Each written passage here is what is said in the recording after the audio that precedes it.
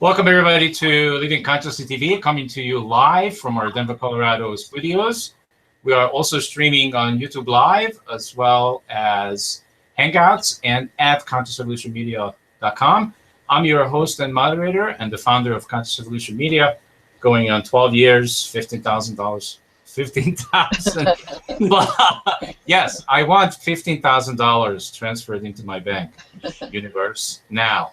And well, we just stopped counting the shows anymore because it doesn't make sense. You know, it's not about how many shows we do anymore. It's about much more than that. And you're going to find out in just a second. So our wonderful theme for this evening is why what you think matters to your health, wealth, and your happiness. And we have a fantastic guest with us this evening. His name is Jan Michael Gaynor, and he's joining us from Georgia. And I don't know a whole lot about Georgia. What's the most famous thing there? Peaches. Peaches. Beaches? Okay. Yeah. There you go. So it's from this beautiful place where there's beautiful beaches. I love beaches. I'm just used to them on the other side of the... No, peaches, not beaches. Peaches. Oh, peaches! Oh, I like beaches too. Fuzzy ones? Sure. Yes, I love peaches. All right. All right, let me introduce you to the rest of our cast this evening. We have Linda Dyer right next to Jen, and she's joining us from that place where the kangaroos are roaming 24/7. That would be Australia. Welcome to the show. Thank you very much. Yes, the kangaroos are roaming, and I'm about to go and drive along the Murray River and join them again. Okay, awesome. I wish I could be there. And then next to Linda, we have Dr. Rosa Kuhn, and she's joining us from the state of Washington, where Jimi Hendrix was born. So it's always, I say, that's all that needs to be said. Yeah. Jimmy inspired me to learn to play the cello. So. Oh, okay. Fantastic. One of the greatest musicians on the planet. So thank you for being here, everybody. And I am already feeling ecstasy, I guess, what I could say, because of this theme. It is one of the most important thing that I think we could bring to Living Consciously TV, one of the most important, which is why what you think matters. People think that it doesn't matter. Silly us. So Jen, Yes. Tell us why this theme. How did you get connected to this theme? Tell us a little bit about that, and maybe a little bit about that story that you have about yourself, because you have an incredible story. Just keep it short, please. Sure. How unreasonable. Well, in 2008, I took a flu shot at the VA hospital in Orlando, Florida, and 5 days later, I became paralyzed from it. It seems that it's not all that uncommon. I've heard of too many other people since I've had my situation to have it be just a fluke. But anyway, talking about things that matter, you know, when you're on deathbed, a lot of things that you held important, a lot of the material things, you know, he who dies with the most toys is not the winner. It's he who gives the most service to his fellow man. And it took a long time for me to overcome my situation. I not living in a palace, but I had a nice home. I thought it was going to be my retirement home. I was working on my PhD. I was going to teach at the University of Central Florida when I completed it. And I figured if I could get up on a podium and teach, I would teach as long as I could. I enjoyed it. But not being able to work because of the paralysis, and then it happened at a government installation, so of course they turned their back on me. It wasn't their fault. They wouldn't even help me with disability. It took over a year for me to get disability or food stamps or anything like that. So little by little, all of my all of my savings, and selling all of my furniture to try and keep the house. I ended up losing it all anyway. But you know, after a while, it's tough. I've yet to see a hearse with a trailer hitch on it. You're not going to take any of it with you. Well, you can't lose something you never had to begin with. That's right. That's right. And I tell people that hold all these mortgages on their homes that they're just renting. yeah, It's just a more sophisticated form of rent. It's a lease, and you Yeah, don't that's own it about- until you pay it off, and most of the time nobody pays them off. and not only that, but the earth is going to stay wherever the house was long after you're gone. So you know, we're just passing through. Yeah, fascinating story. So I'm curious, Jen, how much do you feel that you had to do with this thing manifesting? Where are you with that conversation? I don't know. I don't really understand how or why it happened. When I was in hospital, I was in intensive care. My white cell count went up over 1 million. I understand it's supposed to be between 12 and 1400. And the VA put me in an ambulance and sent me to Winter Park Memorial, a public hospital. And they told my partner at the time that they didn't know if I was going to survive.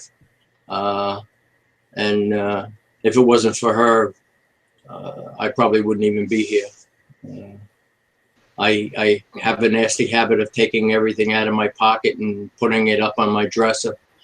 And I was so sick the last couple days that she had me stay at her house. And if I had been home, I didn't have the strength to get up there. I wouldn't have been able to get up and get my phone to even call for somebody. And she knew I was self-employed, so she would have just figured that I was working or something like that. It probably would have taken a couple of days for her to even search me out.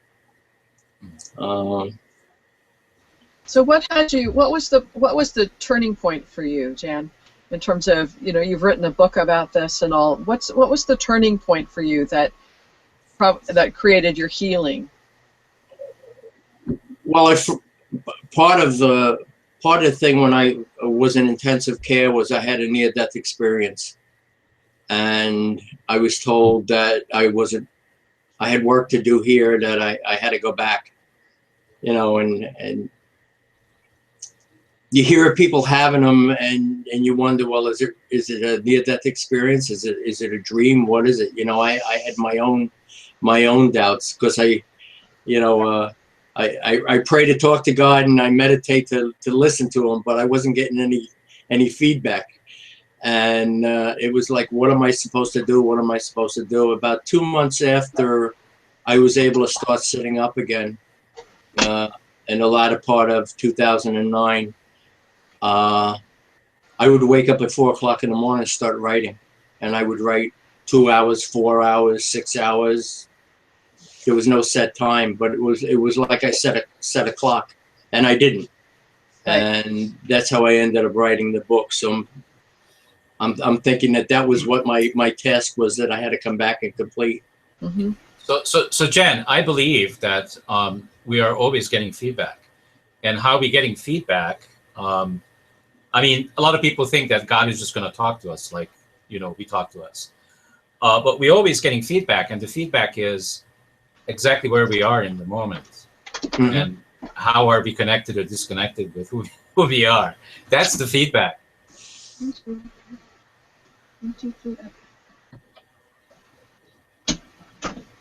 At least that's what my experience is that I'm always monitoring myself. Where am I right now in my life? What am I experiencing? And am I connected or not connected to who I really am? And when I'm not connected, then I get that I'm not connected. And the feedback is, how I get the feedback is I'm having negative emotions, right? And that's my clue that I'm not connected. And I have a choice. I can get connected if I want, or I can feel sorry for myself, or feel guilty, or feel remorse, or get depressed. I can do all those things if I want, but I don't really want to be there. Right. So I'm just really curious, because this is like a lot of people, in my experience, have these things happen. I had them myself, where it's like, I call it, I don't have a better word for it, but a 2x4 applied by the universe to get our attention. And I want to go back to that previous question I had, because I really didn't get an answer from you. Do you believe that you manifested this experience or not? I'm just really curious about that. And there's no judgment here. I really don't know. Okay. You know, I was teaching college. I mean, I was single. I was seeing somebody, but I mean, there was nothing really going on in my life that I could say was negative. Did you have any health issues? Any because when I got the 4B2 with the lupus, the immune system disorder, when I think back, there were plenty of little things that happened that I ignored. So, you know, I remember the cramping and I ignored it, and I remember the bad tummies, and I just went on, and adrenaline took over, and I was ignoring the warnings, if you will, that the universe was sending. And so in the end, as Steve said, I got a 4B2 and ended up in hospital like you. My dad also had a flu shot and was very, very sick after it. So I absolutely respect what you're saying, because I've never, you know, then they wanted to give him more drugs to get over that drug. And I actually put my foot down and said he won't be taking any more, thanks. And we had to build him back up again on natural herbs. But I'm just wondering, like Steve said, was there any warning, was there anything that was going on in your life, like any warnings that you think of before? Why did you go and get a flu shot? What was the instigator even of that? I had gone for my annual physical at the VA. I had gone the Thursday before. I actually took the shot and I went for a fasting blood test.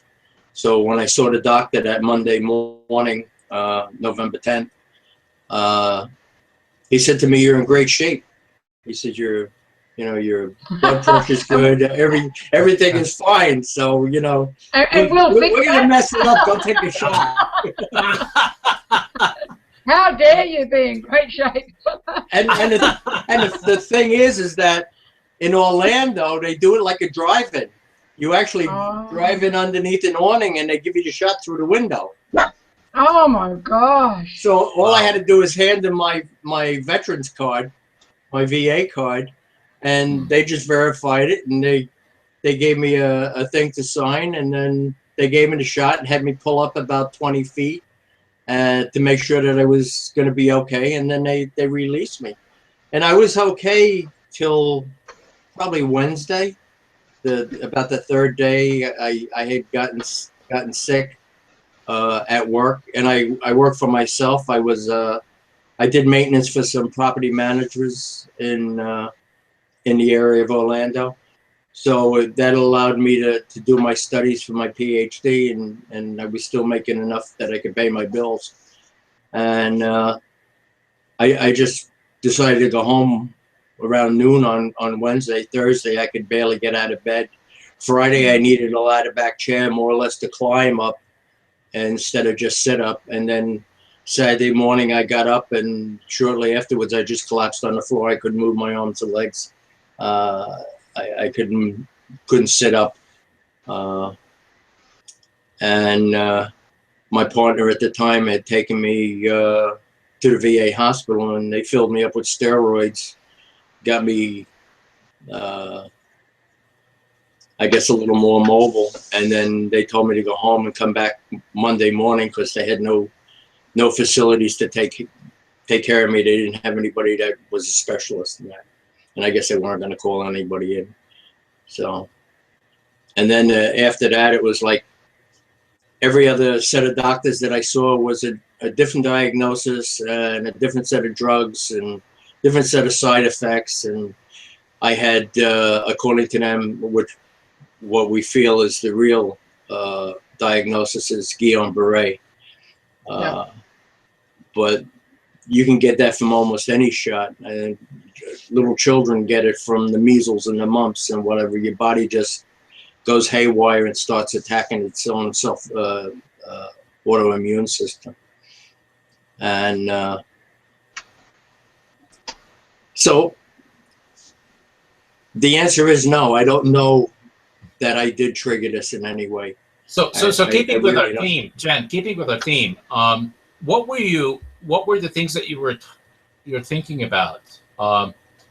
Like, you know, our theme is what you think matters. What were you thinking about, not just in the last day of this occurring, but, you know, the day before, the week before, the month before? What was your state of mind? It was fairly mundane, I guess you could say. I was working on my PhD. I just finished 2 masters. I was working on. So you wanted to shake things up? You wanted to shake things up? Is that it? I guess that's what. My life was too boring, I guess. I don't know. Well, you did a great job. Yeah. I sure did. I sure did. Maybe you just wanted to create some time to do your PhD, and the universe gave you a year. Yeah, but the bad part was I couldn't finish it anyway because I couldn't pay my student loans. Mm-hmm.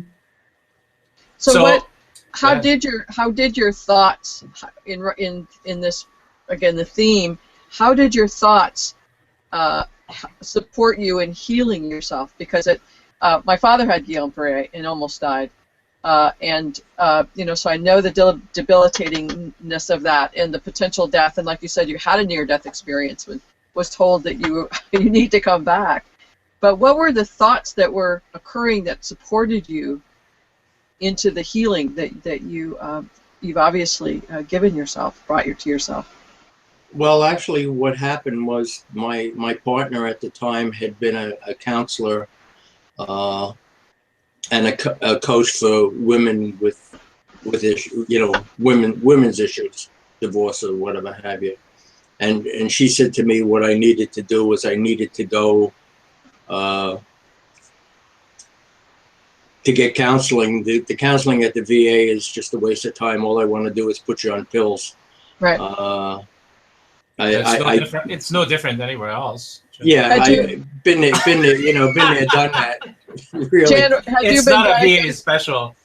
Were you expecting to be paralyzed your whole life? Is that what? I didn't know. I'm a combat Marine from Vietnam. I spent 9 months on the DMZ, you know, on the border in North Vietnam. So I've seen combat. Yes. And I was more terrified laying on that floor, not knowing if I was ever going to be able to use my motor skills again. It's horrifying. Definitely horrifying. Yes. And then the return was very slow. They filled me up with the steroids, and that gave me some mobility. I can't say I was in pain. I just couldn't move. Yeah. You know? Yeah. And at that point, I'm sure that my mental state was not the greatest, and I know it wasn't. And as I started to recover a little bit and trying to get help to try and keep my house and to get back to work and things like that, and it was, forget it. Social Security didn't want to know anything. I was self-employed, so I couldn't collect unemployment. The VA services had nothing for me. In fact, I forced them to record the shot and the result of it to CDC. They weren't even going to do that. I had to go through a social worker to get that done, and that was supposed to be automatic. So basically, what happened, how I turned around was I basically became a seminar junkie. Bob Proctor, Les Brown, Wayne Dwyer, the whole gamut, all the people from The Secret. I done that. Yeah, I done that. Yeah. And It's good stuff. yeah, it sure is. You gotta do a lot of it though. Well, basically what happened was I reached the point where I said I had enough, and I started looking into Oriental medicine. I trained in martial arts since 1968 when I was stationed in the Marine Corps in Japan, and I did it for probably up until the 90s, or almost 2000. I had to have my knee replaced, so that kind of like put a kibosh on any of the serious martial arts. So I got involved with Qigong, and through the Qigong, I basically overcame a lot of my physical issues. Awesome. Not only that, but got in more or less a raw food smoothie diet and changed my diet and everything else. And little by little weaned myself away from the pill to wake up, the pill to make it through the day, the pill to counteract the side effects, and then the pill to go to sleep at night. And I basically just had enough of it. So who were you listening to, Jen? I'm curious. I was listening to a little of everybody. I found a lot of parallels. But what I also noticed was everybody was always geared towards the adult, the adult problems and adult issues and whatever have you. And they never brought it down to the family, the teenagers, or the preteens, which is what I tried to do in the book, was to bring it down to a family, where a family basically can have a mastermind if they so choose, and work through some issues and problems and get some positive results. And using a lot of different things. I try and live by two people as my main guidance, and that's Don Miguel Ruiz with the 4 agreements. Mm-hmm. And then also Eckhart Tolle with living in the now. Mm-hmm. And I find if I can do that, I can handle just about anything. Because the 4 agreements take nothing personal. If somebody comes across and says something, they go, "Okay, that's your point of view. It's not my point of view." Mm-hmm. We all live a story. And we're the main character. When we're first born, our parents are writing the chapters for us, and bring us to a certain point. But then all of a sudden, we reach this point where it's like it's up for us to make decisions. Life is about choices, the good ones, bad ones, and unfortunately, we don't always make the good ones. I sure as hell didn't do a good one when I took that flu shot. But don't you find, Jen, that because you didn't take the good choice, some incredible things have occurred? I think as an individual, I've grown a tremendous amount. Do you feel that you're being guided? Do you feel through the entire experience that you're being guided? Yeah, I'm gonna have to agree with you there. And who do you think was guiding you? Well, I think our maker. My daughter says it's a she. I might have to agree with her, but yeah, we have a supreme guidance. You want to call it the universe, you want to call it spirit, you want to call it God, whatever. There's something there guiding us along. Jan, can you talk I was going to say, Jan, could you talk a little bit more about your near-death experience? There are, I think, many people who may have had near-death experiences but have not acknowledged the profoundness of those experiences. Can you talk a little bit more about yours? Well, for me, how it impacted on you? For me, I had just gone to sleep. I don't know whether they gave me anything, or I I had so many bottles of steroids and garbage connected to me when I was in a hospital. I had no idea when it was, but basically it was in my sleep. I was in intensive care.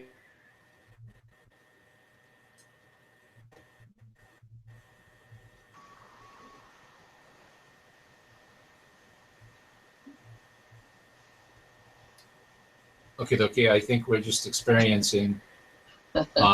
Jan is recreating his experience. He was describing It's that a he was really slowing good down. Yeah, it's very believable. It's right on. So wow. Hopefully he'll realize that Yeah, he'll recover. He's Yeah. frozen. He needs warming up. Come to Australia, Jan. Jan. So something I want to share with everybody that I'm just noticing is that, you know, Jan was describing that he has these two people that he listens to, and what came to me about that is that I used to have a lot more than that that I listened to, and it's not that I don't listen to him anymore. It's like this. It's like I listen to me, because inside here I know. Are you having any of those experiences? Yeah, I think there's that. Is he back? Oh, he's now dressed in a suit. No, he's coming. He's coming back. Yeah. Okay.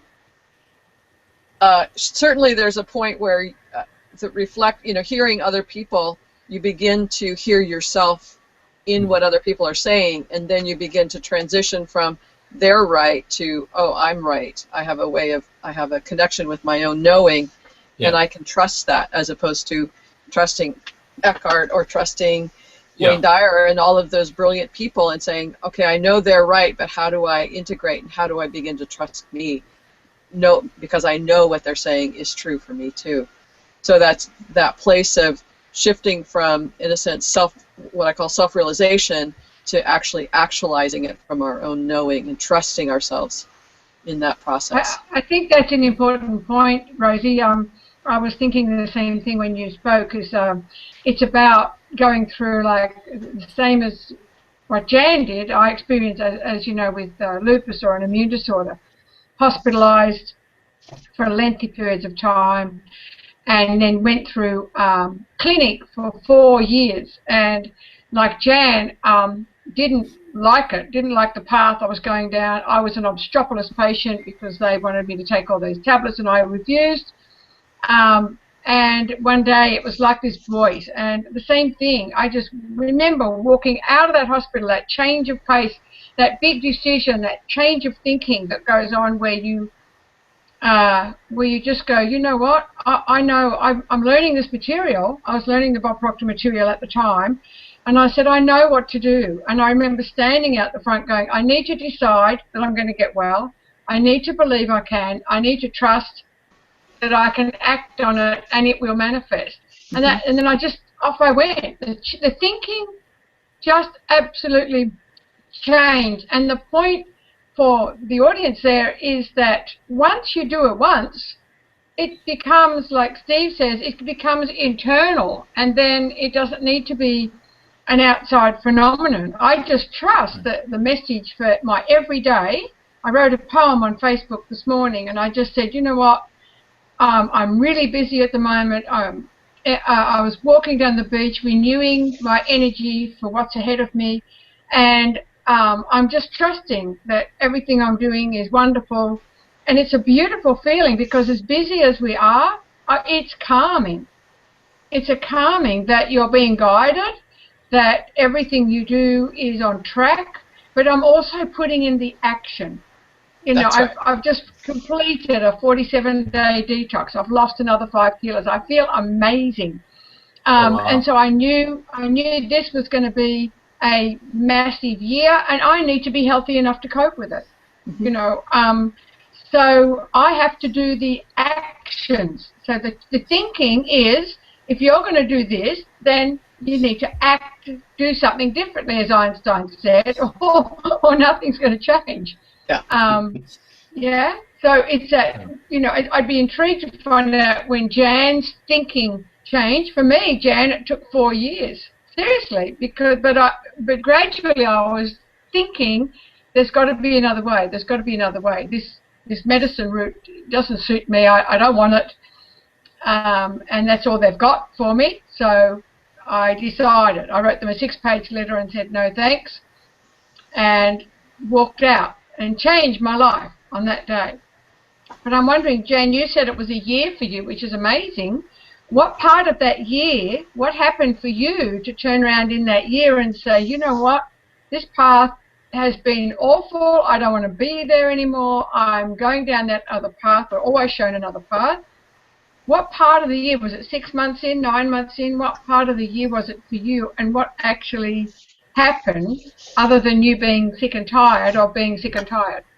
Well, I think what happened was it was at least 9 months into my illness, and that's when I started getting the guidance to write the book. I don't even know if I wrote the book or I just was channeled through me, to be honest with you. But I like to think I had something to do with it. At least I typed it, anything. But the other thing too is that as I was saying, I don't know what happened. Everything just blanked out on me. I was traveling through this tube, and I ended up in a, I'm gonna say a garden, but I couldn't really focus on a lot of what was in the background. There was a lot of bright lights. There appeared to be all flowers and stuff in the foreground, and there were, for no better word, angels. And they said to me, "Don't get comfortable. You're going back." And my feeling was, "Why? Why do I have to go back? I don't want to be tormented anymore. I kind of like it here. It's kind of a nice place, at least for the time being." And then I had a relapse 2 months later in February, and I had a similar type of experience, but I started traveling, and it was like somebody stopped me and said, "You already know you're not going, so go back and finish what you're supposed to do." And I said, "Well, what am I supposed to do? Give me a hint. You know, I have no idea." And I started writing the books. Now, is this my task? I really believe that it was. Shortly after the book was released, like within a week, Bert and Danette from A Better Community for All and Take It Global, they're two totally independent humanitarian organizations, approached me and said, "Would you be interested in becoming a global mentor with our organizations and donating some books so that we can use them to train people in third world countries?" So I donated 1,100 books, and they're being used in 121 countries right now. Beautiful. Wow. And it's all teaching more of a cooperative mindset, and you know, it's okay for you to have your religion as your religion is. You know, believe as you want to believe. Nobody's got the right to take that away from you, force you to believe something that you may or may not. You know, what a lot of people don't realize is that when we're born pure and loving. And all of the negatives that we have in our lives are all taught to us. We're not out there, you know, becoming a magnet for negative energy, for war or for hatred or any of these other things. You know, we're basically out there for love. And it's not that our parents were doing a bad job. It's the way they grew up. It's the same things that were fed to them. You know, my mother told me how horrible my father was because he was an alcoholic. When he passed away, I found out that he was in a second wave landing in Normandy. He probably had PTSD. He probably had nothing to do with alcoholism at all. It was probably his way of handling what he saw as a 19-year-old kid, like what I saw when I was a 19-year-old kid in Vietnam. Yeah. You know. Wow. And it's fed to us. You know, we have to somewhere along the line sort it out and go, is this really true for me? You know, and then again, it comes to Eckhart Tolle, you know, take nothing personal, you know, do your best, be impeccable with your word. I think Jan, Joe Dispenza says it really well in his book, Evolve Your Brain. He says we're born so beautiful and magnificent and open to anything that we want to do, and then everyone tells us what not to do. Right. And we get caught up in that. I mean, our parents came out of World War II, so they had a lot of poverty and a lot of, you know, nothingness that was behind them, and everything had to be done sparingly, and, you know, and as great a job as they did, there's a lot of things that we may or may not have repeated raising our children, and et cetera, et cetera. But don't you think that just the way, whatever the experiences that we are having, you know, is perfect. So it's like, you know, I hear people complaining about what they're going through in life, but that is the juice of life. What else do you want? This is how it goes. This is how we go through our own evolution. This stuff happens, and then we deal with it or don't deal with it, and then what's next? And then what's next? And then what's next? And this is, to me, I see this now as extremely exciting, even though, you know, it's sometimes tragic because some people don't make it, you know. But also, I totally agree with you, Steve. And at the same time, for instance, Jan, when you're saying you're on the floor and it's more terrifying to not know whether you're ever going to move your muscle, more terrifying than being in the DMZ in Vietnam. It's like, it's really hard to say thank God for this moment where I get to experience the most horrific possibility I can imagine. You know, so Steve, I get, it's like, because I can say, you know, thank God for the perfection of the universe and the unfolding of it, and the horrendous horror of our humanity in that moment, in those moments where we are, you know, with lupus or whatever it is. You know, when you were jumping, you know, your stories of leaving, you know, the one side for the other, the terror, the horror, the fear is so horrendous. It's really hard to stay in the thank God and I feel blessed in this moment when you have no idea of what is the next moment that's going to unfold, and especially if you're feeling violated and betrayed and abandoned by your country or the hospitals or the doctors, that level of abandonment, and what the hell is how is this going to, and having, I'm sorry I keep going on, but yeah, but Rosie, this is important. Yeah, I feel that it's important. So yes, and I want to make sure that I'm clear that that's not where I'm coming from. Where I'm coming from is energetically, when we are having experiences that we don't want, and yes, I can feel not exactly what Jen was feeling, because I would be lying if I said I could feel but I had my own stuff. Yes. We all have our own stuff. But in the moment when he was experiencing whatever it is that he was experiencing, there is like this energetic things going off, and validate this for me, Jen, that those are the things that you didn't want, but from what you didn't want, what was born out of that is what you did want. And I just want to connect the dots that life occurs from that I don't want this and I want that. So even when we are sick, and you guys all know I've been sick, right? Yeah. I was that powerful that I could create diabetes too, and then I could also create making it go away.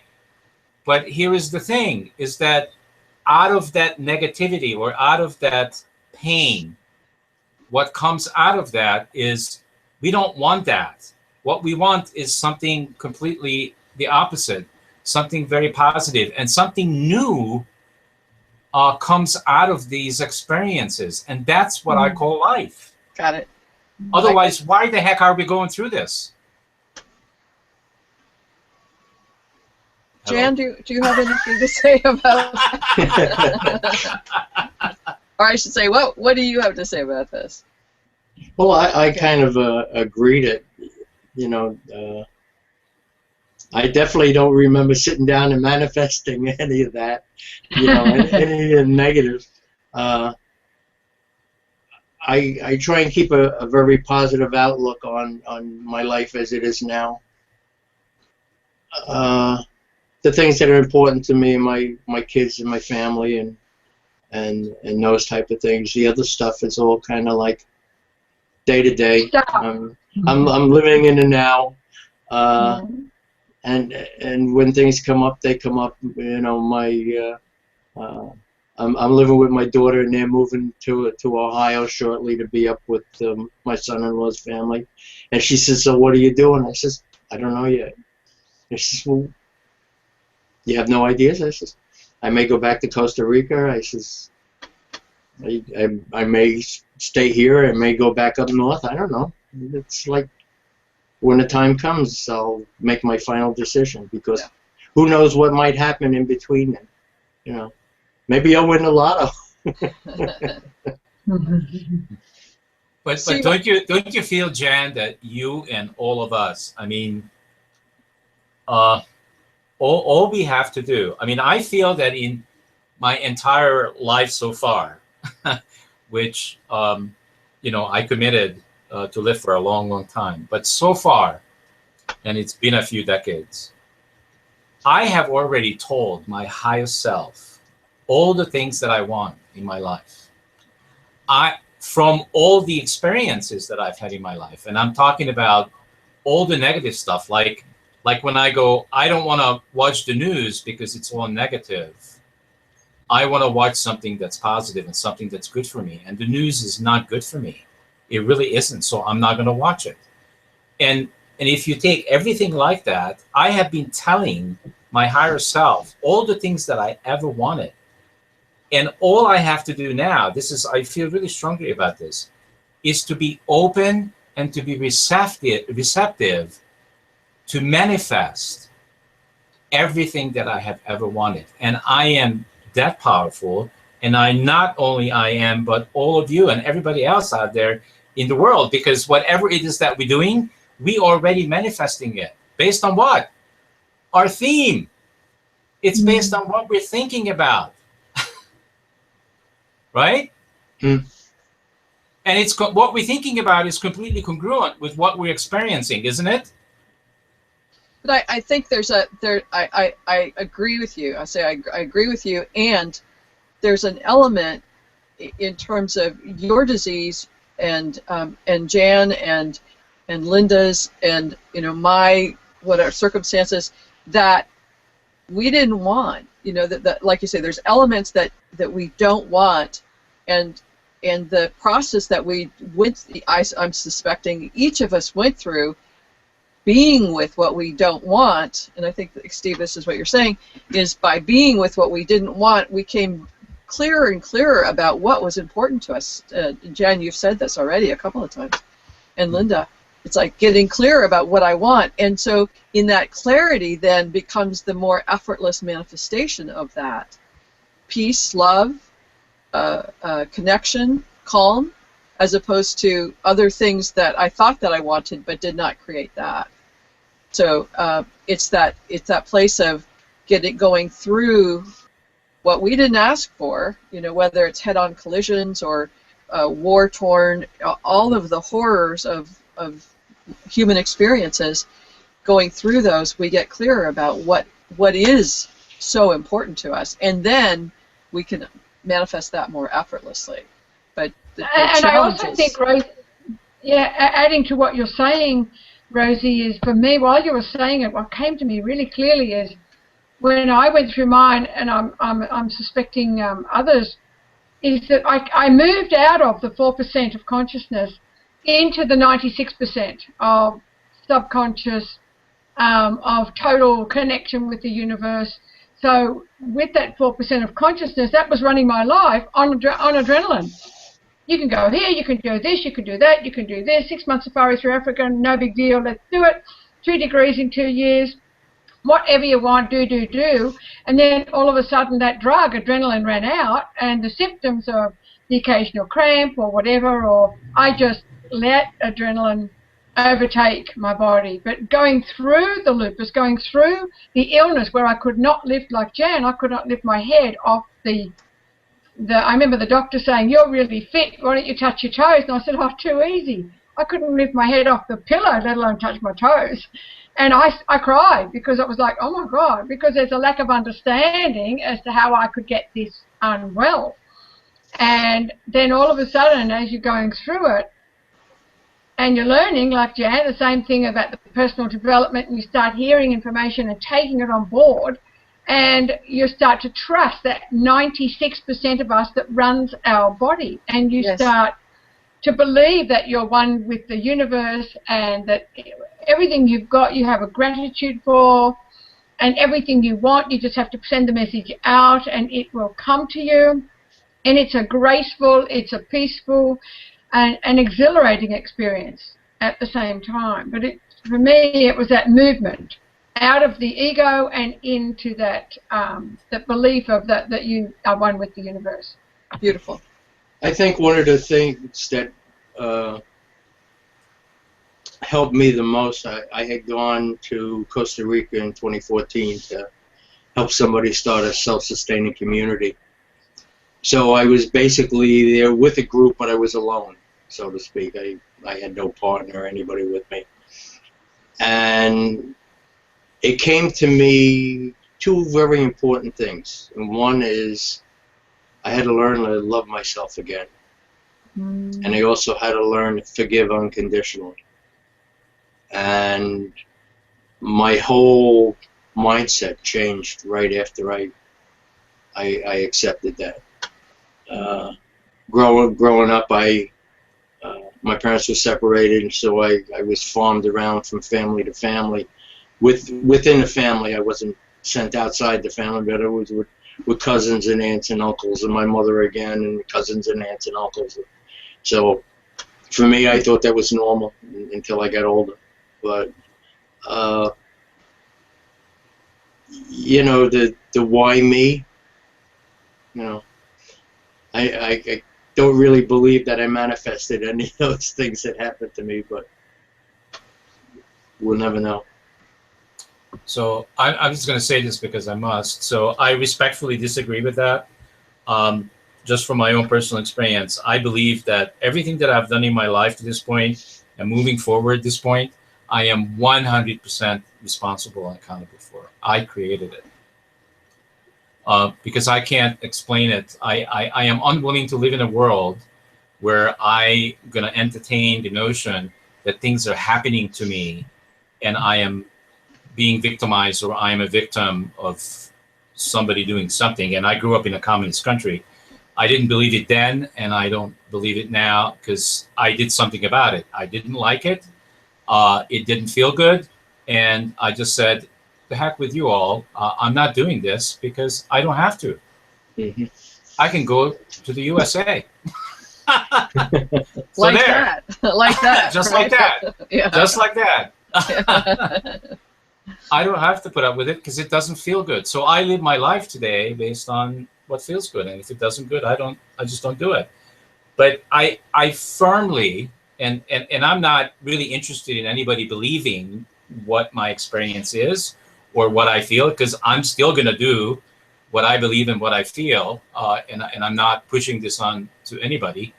But it's so obvious to me is that everything that's happened to me in the past and in the present and everything that's going to happen to me in the future has everything to do with who I'm being and am I connected and how much of the time of my life am I connected to really who I am. And you said it, Jen, it's love. How much of the time am I connected to love? And I'm living my life now in a way that I feel that I'm in love, not just with me, but with the world. You know those instances when we fall in love? I just had this conversation earlier today. Most people can count on one hand how many times they feel that they are in love. And they think, and I thought, that I was in love with an object, another human being. And for me, that's no longer true. I wasn't in love in them or with them, or I couldn't get into their head. I couldn't get into their feelings. The only thing that was available to me is my own feelings and my own love for myself and others. There is no such thing. I can no longer entertain this, that I can be in love with someone else, meaning that they are giving me something that makes me feel this way. They're not giving me anything. They can't. It's impossible. I am giving it to me. So if that's true, and I prove that to myself that it is true, I can live that way as much as I choose to. I don't need another person, another object, another human being to feel being in love. I can do it right now, and I'm doing it right now. I feel I am in love. It's that feeling. You remember that feeling where nothing upsets you? You could have a war going on, and it doesn't matter because you just have this incredible joy and incredible feeling that the world doesn't matter. You know, I remember those days when my mother was still as upsetting as she usually was to me every day. But when I was in the experience of love with somebody, I no longer saw my mother as the person that could upset me. She couldn't upset me. Nothing could upset me.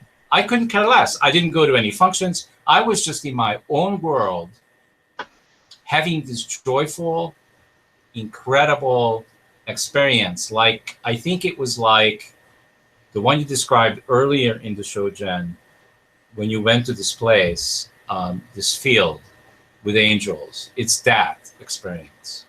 Does any of this makes any sense? Yep.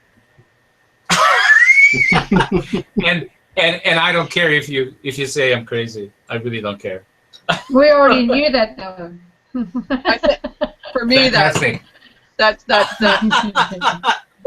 dilemma of, you know, how am I, you know, and I think about this in terms of being a real like a normal person, like how am I responsible for my lupus or the virus or this undertaking, and that dilemma of how do I be with that level of responsibility for this happening? Because Steve, I'm like you. I totally know that what's unfolding within, you know, my experiences, the circumstances, are things that I attract, so that I can. It's the laws of attraction. We can't stop it. We can't stop it. There's no way to stop it. And at the same time, I think there is that part that goes, okay, I don't know how I manifested, like for you, Jan, saying, I don't know how I did this or if I did this. And I think that